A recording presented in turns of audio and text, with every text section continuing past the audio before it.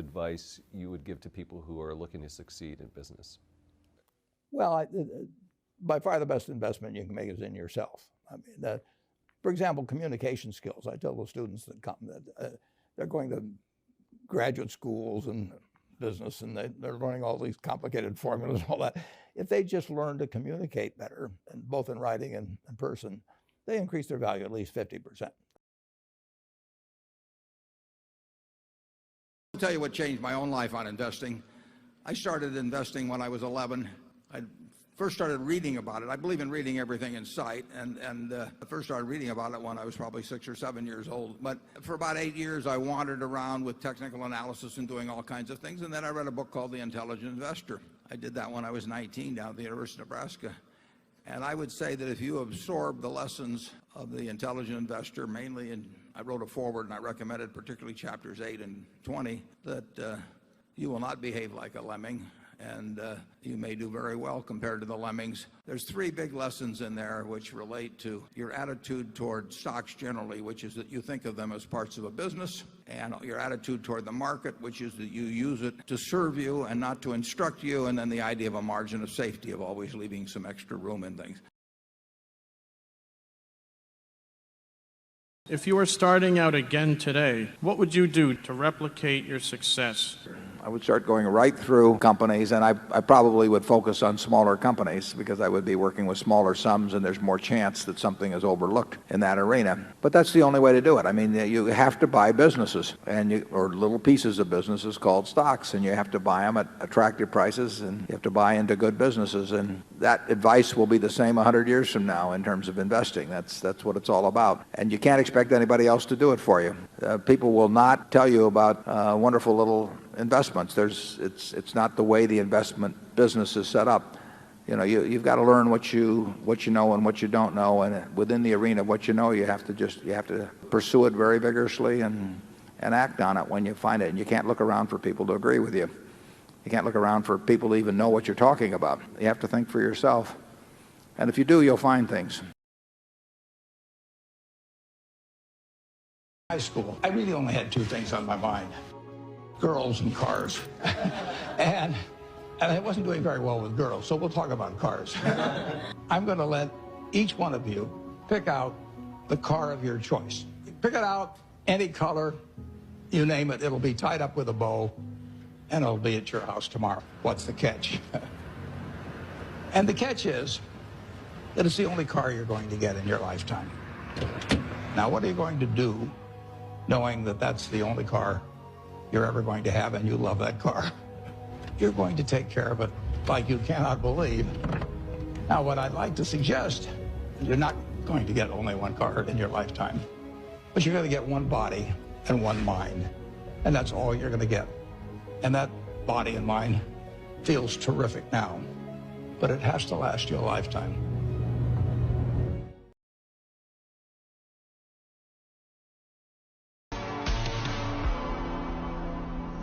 The librarian, I said, I want to learn more about this because I learned this over here. That changed my whole life. You know, we own Geico now because of that librarian directing me to some other book and then following through on that. It's the chance. I read about 1/5 the pace that Bill does, but I still spend 5 or 6 hours a day reading. I mean, you can learn so much. I particularly love biography. Just you know, to be able to live the lives of these people that have been so extraordinary, the lessons and the discouragements they face, just everything about it. So you can't get enough of reading it. You have to have the attitude that you're buying part of a business, and not that you're buying something that wiggles around on a chart, or that has resistance zones or 200-day moving averages, or that you buy puts or calls on, or anything like that. You're buying part of a business. And if you buy intelligently into a business, you're going to make money. If you owned Coca-Cola, it didn't really make any difference in 1920. When it went public, the important thing was what it was doing with customers. And you probably would have been better off if there wasn't any market in it for 30 or 40 years, because then you wouldn't have gotten tempted to sell it. Stocks are safe for the long run, and they're very unsafe for tomorrow. Berkshire, 3 times since I took over, has gone down roughly 50%. Did I feel poor then? No, not at all. I knew it was going to be worth more over time. American business is going to be worth more over time. That's what you're buying as a business. You're not buying a stock. You're buying a piece of a whole bunch of businesses. Are those businesses going to be worth more 10 or 20 or 30 years from now? Of course they are. But if you think you can jump in and out, or that you know the time to come in, I think you're making a mistake. The best single thing you could have done on March 11th, 1942, when I bought my first stock, was just buy an index fund and never look at a headline, never think about stocks anymore, just like you would do if you bought a farm. You just buy the farm and let the tenant farmer run it for you. And I pointed out that if you'd put $10,000 in an index fund that reinvested dividends, and I paused for a moment to let the audience try and guess how much it'd amount to, and it would come to $51 million now. Henry Ford, as you may know, failed twice before he started the Ford Motor Company in 1903. I mean, the test isn't whether you get the greatest business idea in the world the first time out. The test is whether you keep learning as you go along what your strengths are and what you can do for your customers, what you can bring especially to the party. And to do that, you need a genuine desire day in, day out to delight the customer.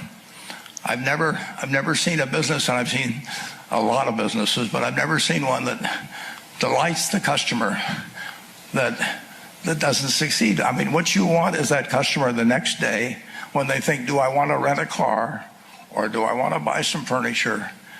What goes through their mind? You know, it's the place where they've had a great experience. Just run your business as if you own 100% of it. It's the only asset in the world that you or your family have or will ever have, and you can't sell it for at least a century. But what he also taught me was, if you're going to be successful, you got to understand that if you're out of the market, that's the most dangerous thing you could be, even if you have a small amount of money. I said, how could that be?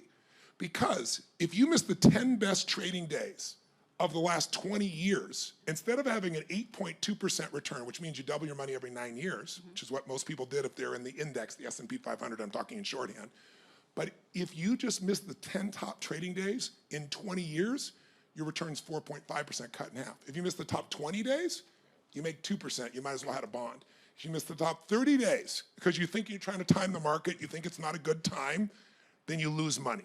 In the same exact market. So you gotta be in the market. So here's Warren Buffett's 2 best pieces of advice for young investors. And if you don't know who Warren Buffett is, he's widely regarded as the best investor of all time. He's also worth $73.5 billion and is the 4th richest person in the world. So he probably knows a thing or two about investing. You've got to understand accounting. That's got to be like a language to you. And by that, he means you just need to learn how to read financial statements. Every company has one, and that's how you find out if the company is a good investment or not. To learn, just go to YouTube and type in financial statements for dummies and dive right in. If you watch an hour or 2 worth of these videos, you're going to know more about financial statements than 99% of the idiots on TikTok. You have to have the attitude that you're buying part of a business, and not that you're buying something that wiggles around on a chart or that has resistance zones or 200-day moving averages, or that you buy puts or calls on or anything like that. You're buying part of a business. I don't think he's a fan of trading. The test isn't whether you get the greatest business idea in the world the first time out. The test is whether you keep learning as you go along what your strengths are and what you can do for your customers, what you can bring especially to the party. And to do that, you need a genuine desire day in, day out to delight the customer.